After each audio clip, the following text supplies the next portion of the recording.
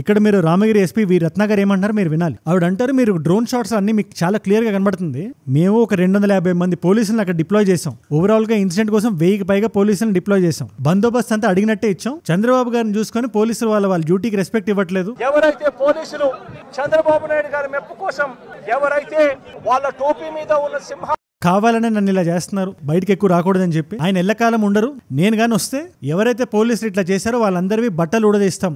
ఈ స్టేట్మెంట్ ఆయన on record అన్నారు. జగన్మోహన్ రెడ్డి గారికి ఒక సెట్ ఆఫ్ పోలీస్ కి ఒక వార్ ఆఫ్ వర్డ్స్ లా నడుస్తుంది. దానికి కారణం ఆయన రీసెంట్ గా చేసిన ఒక హెలికాప్టర్ విజిట్, పగిలిపోయిన విండ్షీల్డ్, వేలల్లో వచ్చిన జనం.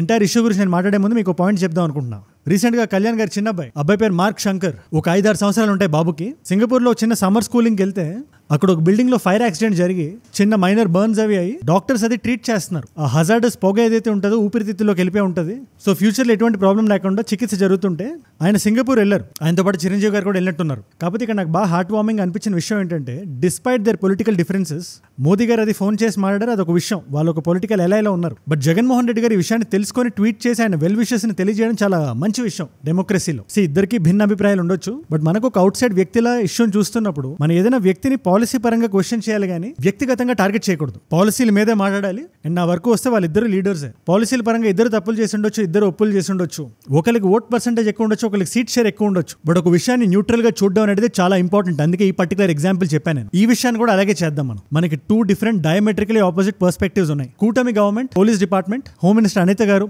ఎస్పీ రత్న గారు, ఇంకా ఎవరైతే ప్రెస్ మీట్ లో మాట్లాడారో వీళ్ళందరూ వర్షన్ ఒకటి ఉంటే, వైసీపీ క్యాడర్ గానీ, జగన్మోహన్ రెడ్డి గారు గానీ, జగన్ గారి ఫ్యాన్స్ గానీ వాళ్ళ వర్షన్ ఒకటి ఉంది. ఇక్కడ పబ్లిక్ డొమైన్ లో ఏ విషయం ఉన్నా దాన్ని మనం ఫ్రంట్ ఫుట్ లో మాట్లాడాలి. ఫర్ ఎగ్జాంపుల్ పోలీసులు ప్రెస్ మీట్ ఇస్తున్నప్పుడు మీరు బట్టలు ఊడదీస్తాను ఎట్లా అంటారు అని జగన్మోహన్ రెడ్డి గారిని డైరెక్ట్ గా క్వశ్చన్ చేస్తున్నారు. ఈ మాట వాడడం తప్పు కదా. డ్యూటీలో ఉండే పోలీస్ ఆఫీసర్ అలా ఎలా అంటారు? జగన్ గారి మాట అనేది ఆన్ రికార్డ్ ఉంది.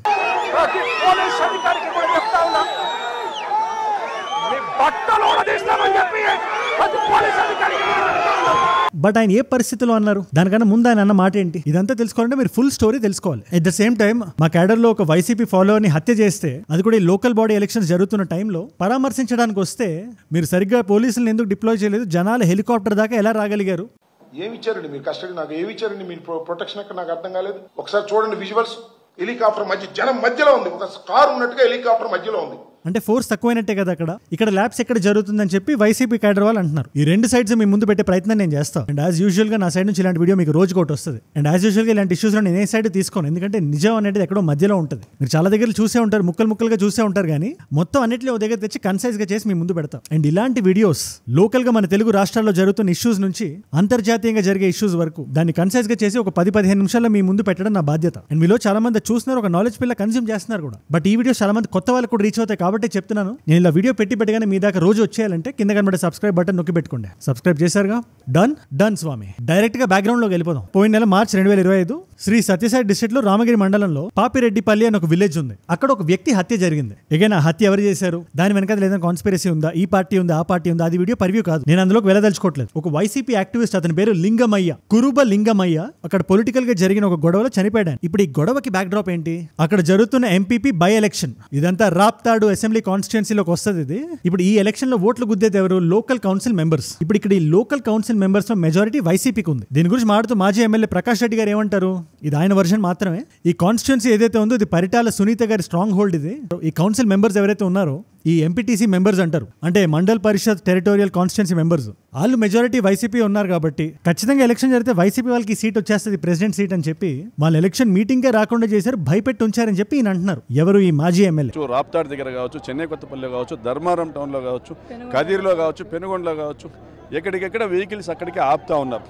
అంటే ఇక్కడికి కొంత ఒక రకమైనటువంటి నాయకుల్ని మాత్రమే పంపించేటువంటి పని చేస్తున్నారు. దాదాపు 2000 పైచులకు వాహనాలు ఆపడం జరిగింది. తద్వారా ఎలక్షన్ పోస్ట్పోన్ అయింది. ప్లస్ ఈ 10 ఎంపీటీసీ మెంబర్స్ ఎవరైతే ఉన్నారో అందులో 9 వైసీపీ వాళ్ళే అవడం వల్ల వాళ్ళని రాకుండా చేశారని వైసీపీ వాళ్ళ ఎలిగేషన్. ఇప్పుడు ఈ ప్రెషర్ లో అల్లర్లు గొడవలు జరిగి అక్కడే ఈ లింగమయ్య అనే వ్యక్తి చనిపోయాడు. ఇప్పుడు ఇక్కడ ఈయన కుటుంబాన్ని పరామర్శించడానికి జగన్మోహన్ రెడ్డి గారు వస్తున్నారు. ఇప్పుడు దాకా మనం గీతకు ఒక సైడ్ విన్నాం కాబట్టి ఇప్పుడు ఇంకో సైడ్ కూడా విందాం. కూటమి ప్రభుత్వం ఏమంటుంది ఇక్కడ? వాళ్ళు 4 పాయింట్లు చాలా నిక్కచ్చిగా చెప్తున్నారు. పాయింట్ నెంబర్ 1, ఈ హత్య ఏదైతే జరిగిందో ఇది డైరెక్ట్ గా పరిటాల సునీత గారు చెప్తున్నారు. ఏదైతే హత్య జరిగిందో దానికి ప్రభుత్వానికి ఎటువంటి సంబంధం లేదు, ఇంటర్నల్ ఫ్యూడ్ వల్లే జరిగింది, తద్వారా అతను మరణించాడు అని. కానీ కొన్ని సందర్భాల్లో పార్టీలు కూడా మారిన తర్వాత అనుకోకుండా మన ఉగాది రోజు సంఘటన జరగడం, ఆ సంఘటన జరిగినప్పుడు ఒకరికొకరు కొట్టుకొని ఆ రోజు చనిపోవడం కూడా చాలా బాధాకరం.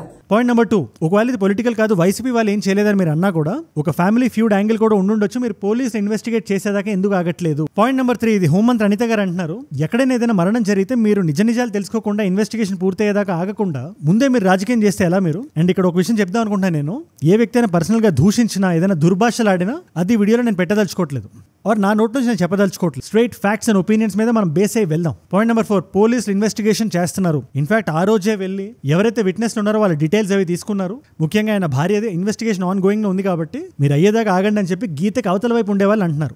ఎవరైతే ఇమీడియట్ అంటే చనిపోయినటువంటి వ్యక్తికి మెయిన్ ఎవరైతే విట్నెస్ అంటే ఆయన భార్యనే ఉంటారు కాబట్టి ఆ భార్య దగ్గరే ఇంటికి వెళ్ళి స్టేట్మెంట్ తీసుకోవడం జరిగింది. మీకు 2 సైడ్స్ క్లారిటీ వచ్చాయిగా. ఇప్పుడు April 8th అంటే వీడియో మీరు చూసే టైంకి మొన్న ఎక్కడైతే హెలికాప్టర్ ల్యాండ్ అయిందో ఆ డీటెయిల్స్ గురించి మాట్లాడదాం మనం. జగన్ గారు బెంగళూరు నుంచి హెలికాప్టర్లో వస్తున్నారు ఈ లింగమయ్య గారి ఫ్యామిలీని పరామర్శించడానికి. ఇది ఆల్రెడీ పోలీసులకు నోటిఫై చేశారు. పోలీసులు కూడా భారీ బందోబస్తు చేశారు. సరిపోలేదని వైసీపీ వాళ్ళు అంటున్నారు, లేదు మేము కరెక్ట్ గా చేసామని పోలీసులు అంటున్నారు. దాని గురించి మనం మాట్లాడదాం కానీ ప్రస్తుతానికి అయితే పోలీసులు ఉన్నారు, రోప్లు ఉన్నాయి, బ్యారికేడ్లు ఉన్నాయి. ఆయన ల్యాండ్ అవ్వాల్సిన స్కెడ్యూల్ టైమ్ 10:40 AM. కాకపోతే ఒక 20 నిమిషాలు లేట్ అయింది, 11 AM వచ్చారు. ఇక్కడ ఒక చిన్న కన్ఫ్యూజన్ ఉంది. డిఫరెంట్ న్యూస్ ఆర్టికల్స్ డిఫరెంట్ గా రాస్తున్నాయి. ఏదైతే ఎలక్షన్ పోస్ట్పోన్ అయిందో అది అయితే జరగనుంది. ఎవరైతే ఎంపీటీసీ మెంబర్స్ ఉన్నారో వాళ్ళు డే టైమ్ ఎలక్షన్ కి అక్కడ ఉండాలి. కాకపోతే జగన్మోహన్ రెడ్డి గారు అక్కడికి రావడం వల్ల అటెన్షన్ అంతా ఆయన మీదకి వెళ్ళిపోవడం వల్ల ఈ ఎంపీటీసీ మెంబర్స్ ఎవరైతే ఉన్నారో వాళ్ళని కూడా అక్కడ రమ్మని ఆదేశాలు ఇవ్వడం వల్ల ఎలక్షన్ ఇంకోసారి పోస్ట్పోన్ అయింది. దానికి కారణం కూడా జగన్మోహన్ రెడ్డి గారు ఒక వర్గం వాళ్ళంటే అసలు ఆ రోజు ఎలక్షనే లేదు, అనవసరంగా బ్లేమ్ గేమ్ ఆడుతున్నారని ఇంకో సైడ్ వాళ్ళు అంటున్నారు. ఊరు నుంచి అయితే ఇంకో కొన్ని కిలోమీటర్ల దూరంలో ఒక హెలిప్యాడ్ ఉంది, న్యామద్దాల హెలిప్యాడ్ అనుకుంటా దాని పేరు. ఆ హెలిప్యాడ్ లో అట్లా దిగగానే జనాలందరూ గుమ్ముగూడారు. ఇక్కడ మీరు రామగిరి ఎస్పీ వి రత్న గారు ఏమంటారు మీరు వినాలి. ఆవిడ అంటారు, మీరు డ్రోన్ షాట్స్ అన్ని మీకు చాలా క్లియర్ గా కనబడుతుంది. మేము ఒక 250 మంది పోలీసులను అక్కడ డిప్లాయ్ చేసాం. ఓవరాల్ గా ఇన్సిడెంట్ కోసం 1000కి పైగా పోలీసులను డిప్లాయ్ చేసాం. బందోబస్తు అంతా అడిగినట్టే ఇచ్చాం. PC set constables, APSP platoons మొత్తం కలిపి 1100 మంది వరకు ఫోర్స్ని పెట్టడం జరిగింది. కాకపోతే జనాలు రోపుల్ని బ్యారికేడ్లు తోసుకొని మరీ వచ్చేసారు. అది అందరి కళ్ళకి కనబడుతుందని చెప్పి ఇప్పుడు ప్రెస్ మీట్ లో ఉంటున్నారు. సో జనాలు ఎక్కువైపోయారు. ఆయన రద్దీలోనే బయటకు వచ్చి కారులో పాపిరెడ్డిపల్లి వెళ్ళి అక్కడ ఈ ఫ్యామిలీ మెంబర్స్ అందరితో మాట్లాడి ఏదైతే కన్సోల్ చేయాలో అదంతా చేసి ఇన్వెస్టిగేషన్ గురించి విచారించి బయటకు వచ్చి ఆయన ఒక మాట అన్నారు. ఆ మాట ఇప్పుడు మొత్తం కాంట్రవర్సీకి కారణమైంది. ఆయన చెప్పింది ఏంటి, ఇక్కడ చంద్రబాబు గారిని చూసుకొని పోలీసులు వాళ్ళ డ్యూటీకి రెస్పెక్ట్ ఇవ్వట్లేదు. ఎవరైతే పోలీసులు చంద్రబాబు నాయుడు గారి మెప్పు కోసం ఎవరైతే వాళ్ళ టోపీ మీద ఉన్న సింహ కావాలనే నన్ను ఇలా చేస్తున్నారు, బయటకు ఎక్కువ రాకూడదని చెప్పి ఆయన ఎల్లకాలం ఉండరు. నేను గాని వస్తే ఎవరైతే పోలీసులు ఇట్లా చేశారో వాళ్ళందరివి బట్టలు ఊడదీస్తాం. ఈ స్టేట్మెంట్ ఆయన ఆన్ రికార్డ్ అన్నారు. ఎల్లకాలం చంద్రబాబు నాయుడు గారి పరిపాలన సాగదు. ప్రతి పోలీస్ అధికారికి కూడా చెప్తా ఉన్నా, బట్టలు ఊడదీస్తామని చెప్పి. ఇన్ఫాక్ట్ అది ఒక్కటే చాలా మంది చూపిస్తున్నారు కానీ ముందు ఆయన ఏమన్నారు కూడా నేను మీ ముందు పెట్టా. అది కరెక్టా కాదా డిసైడ్ చేసుకోవాల్సింది మీరే. తర్వాత వెనక్కి ఆయనకి హెలిప్యాడ్ దాకా రావడం, జనాలు అంతే రష్ తో మళ్ళీ ఉండడం, అది అసలు చాలా అన్ఫోర్సీన్ క్రౌడ్ అది. బట్ ఈయన ఈసారి హెలికాప్టర్ వేసుకొని వెనక్కి వచ్చేద్దాం అనుకునే టైంలో జనాలు ఇంకా హెలికాప్టర్ దగ్గరికి వెళ్ళిపోయి ఆ విండ్ షీల్డ్ ఏదైతే ఉందో అది బ్రేక్ అయిపోయింది. సో ఈ పర్టికులర్ హెలికాప్టర్ కి ఇప్పుడు ఎయిర్ వర్దినెస్ లేదు, ఇది అన్ఫిట్ టు ఫ్లై దీని పైలట్స్ చెప్పిన తర్వాత ఆయన కార్ వేసుకొని ఆ లొకేషన్ నుంచి బెంగళూరుకి వచ్చేసారు. ఇక్కడ 2 డిఫరెంట్ వేరియేషన్స్ వినబడుతున్నాయి మనకి. ఒక సైడ్ ఏమంటారు, ముఖ్యంగా జగన్ గారి ఫాలోవర్స్ జనాలు కంట్రోల్ చేయలేకపోవడం వల్ల ఆ విండ్ షీల్డ్ అలా అయింది, ఈయన కారులో వెళ్లాల్సి వచ్చింది, ఆయనకు అవమానం జరిగింది అని ఒక సైడ్ వాళ్ళంటే, హోంమంత్రి అనిత గారు ముఖ్యంగా ఆవిడ ప్రెస్ మీట్ లో ఆవిడ ఒక మాట అన్నారు, ఆ విండ్ షీల్డ్ కానీ నిజంగా అది ఎరిగిపోతే, దానికి నిజంగా ఎయిర్ వర్దినెస్ అనేది లేకపోతే మరి అది 15 నిమిషాల్లో ఎలా ఎగిరింది అది? దీనికి మీరు ఏం ఆన్సర్ చెప్తారు? 12:42 నిమిషాలకి బై రోడ్ కన్ఫర్మ్ అయింది, 12:56కి చాపర్ టేకాఫ్ అయిపోయింది. ఒకటి నాకు అర్థం కాదు ఏంటంటే, మీరు కావాలనే రోడ్ షో చేసుకొని వెళ్ళాలని చెప్పి ఆ లొకేషన్ ని కూడా ఒక ఎలక్షన్ క్యాంపెయిన్ కింద మార్చేద్దామని చెప్పి పరామర్శ విజిట్ లాగా మీరు చూడలేదని చెప్పి ఆవిడ చెప్తున్నారు. తిరిగి అతగాడు హెలికాప్టర్ నుంచి వెనకాతలకి హెలికాప్టర్లో వెళ్ళకూడదు, అతను బై రోడ్ వెళ్ళాలి. దానికి ఏ రకంగా చేయాలని ముందస్తు ప్రణాళిక అంతా చేసుకున్నారు. ఆవిడ వర్షన్ అది.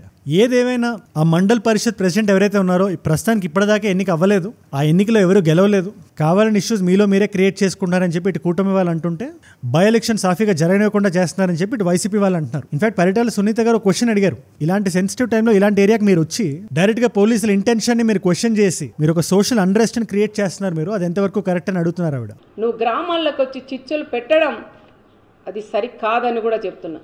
ఇది ఒక క్యాలిక్యులేటెడ్ పొలిటికల్ మూవ్ ఇది అని ఆవిడంటే, ఆయన వచ్చి ఆ బట్టలు ఉడదీస్తామనే మాటని వెనక్కి తీసుకోవాలి. ఆయన మేము 2 డిస్ట్రిక్ట్స్ నుంచి, ముఖ్యంగా సత్యసాయి డిస్ట్రిక్ట్ అయినా అనంతపూర్ డిస్ట్రిక్ట్ అయినా డిఐజీ లెవెల్ ఆఫీసర్స్ని, డిఎస్పీ లెవెల్ ఆఫీసర్స్ని, ఎస్పీలని, ఎస్ఐల్ని, ఇలా కొన్ని వందల మంది పోలీసులను డిప్లాయ్ చేశాం మేము. అయినప్పటికీ మా నిబద్ధతని మీరు ఎలా క్వశ్చన్ చేస్తారు? మీరు ఇంత తీవ్రమైన పదజాలం ఎలా వాడతారు అని పోలీసుల వాదన. వైసీపీ క్యాడర్ వాళ్ళు ఒకటే అంటున్నారు, మేము అందరు పోలీసులను అనలేదు, ఎవరైతే రూలింగ్ పార్టీకి ఫేవర్గా వర్క్ చేస్తారో వాళ్ళని మాత్రమే అన్నాం అని చెప్పి వాళ్ళ కోర్ వాదన అది. ఏదైనా నేను కోరుకునేది ఒకటే, డెమోక్రటిక్ ఎలక్షన్స్ జరగాలి, ఏదైతే హత్య జరిగిందో వాళ్ళ కుటుంబానికి న్యాయం జరగాలి, పోలీస్ ఇన్వెస్టిగేషన్లో నిజాలు బయటికి రావాలి, అప్పుడే డెమోక్రటిక్ స్పిరిట్ని మనం బ్రతికించిన వాళ్ళం అవుతాం. ఓకే, నౌ ఈ ఎంటైర్ సిచ్యువేషన్ మీద 2 వాదనలు మీరు విన్నారు కాబట్టి జనరల్గా కింద కామెంట్ చేయమంటా నేను, బట్ మొత్తం మ్యాటర్ అంతా పబ్లిక్ డొమైన్లో లేనప్పుడు అలా అడగడం కరెక్ట్ కాదు. సో జస్ట్ ఈ సిచ్యువేషన్ గురించి మీ అభిప్రాయం ఏంటో కింద కామెంట్స్లో రాయండి, నిర్భయంగా రాయండి, నిజాయితీగా రాయండి. అండ్ ఇవాళ మల్టిపుల్ చాయిస్ క్వశ్చన్, మన ఆంధ్రప్రదేశ్ స్టేట్ ఏ ఇయర్లో ఫామ్ అయింది? మద్రాస్ ప్రెసిడెన్సీ నుంచి ఎప్పుడు సెపరేట్ అయింది? Option A 1947, option B 1950, option C 1953, option D 1960.